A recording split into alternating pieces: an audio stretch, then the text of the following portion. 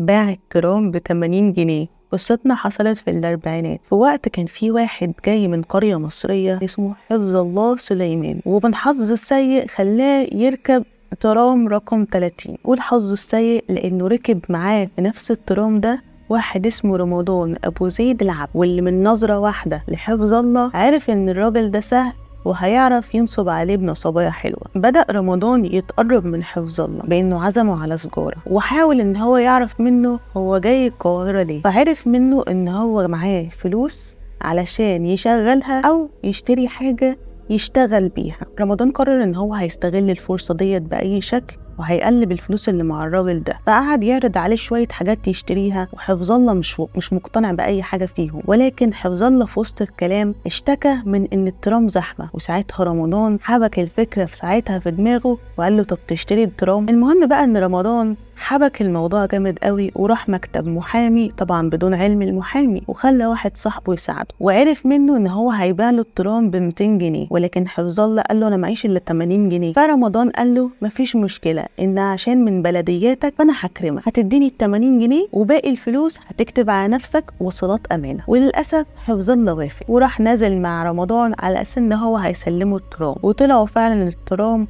وحفظ الله قعد على كرسي فيهم. رمضان راح للكمساري واداله تمن التذكرة، ولما الكمساري حاول يرجع لرمضان باقي حساب التذكرة مرضيش رمضان وخلاه، قال له خليها علشانك. والكمساري ساعتها عامله باسلوب حلو، فساعتها حفظ الله كان بيراقب الموقف من بعيد بس ما كانش سامع هما بيقولوا ايه، ولكن حس ان الكمساري بيعامل رمضان باحترام، وساعتها فهم ان الموضوع هيكون تمام وان هو خلاص بقى صاحب الترام.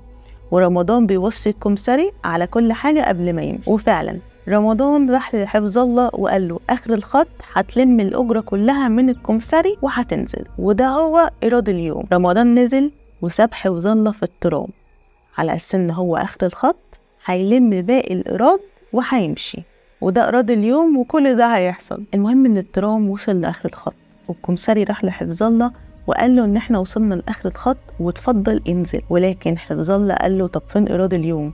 وساعتها الكمساري استغرب، اللي هو ايراد يوم ايه؟ حضرتك زبون.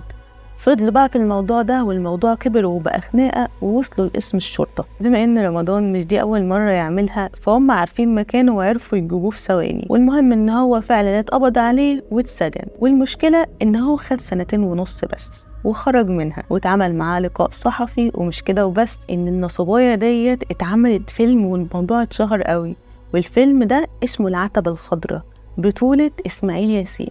تقدروا تشوفوه في كذا مكان، وقولوا لي لو عجبكم الفيديو ده.